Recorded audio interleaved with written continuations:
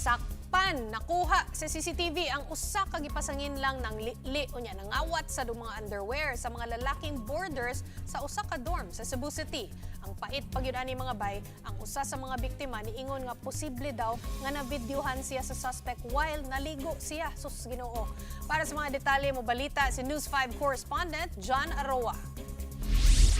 Sa CCTV footage sa usa ka dormitory sa Barangay Parian, Cebu City, makita ning nakaitom nga lalaki nga nagsigi og litli sa sulod sa dorm.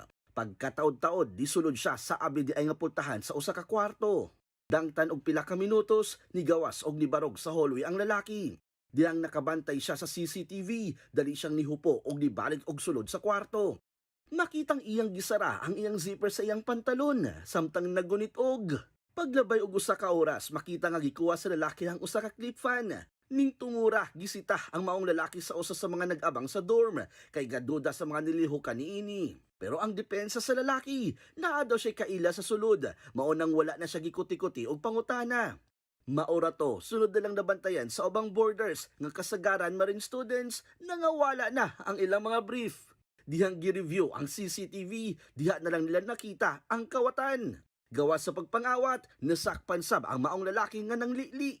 Sa dihang gisusi ang CCTV, makita nga gikuhaan og video og picture sa lalaki ang mga lalaking boarders nga gipadala sa suspect sa usa ka messaging app. Habang naliligo ako, 2 beses nangyari na napansin ko na may nag-video sa taas since na feel ko kasi na may tao sa labas ng pinto ng CR. So pag-check ko sa taas, may cellphone na naka-record, naka-video. Inangat yung shorts, lahat sila, then pinicturan. Buti na lang yung last, yung isang kasama nila, nakabantay na may hinila. Tapos yun, hinabol niya. Nag-zipper pa nga palabas. Yung nanakaw sa kanila, rice cooker, clip fan, and mga underwear.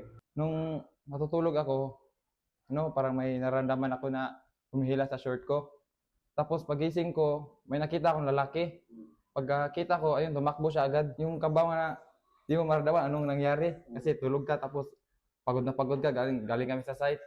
Wala hinoy importanteng mga gamit nga nawagtang sa mga boarders, pero nabala ka mga boarders, basin gamiton pang blackmail ang ilang mga litrato. Minsan kasi napapaisip kami, baka yung mga picture namin or video, kumalat ba? Kaya nga, or i-blackmail kami.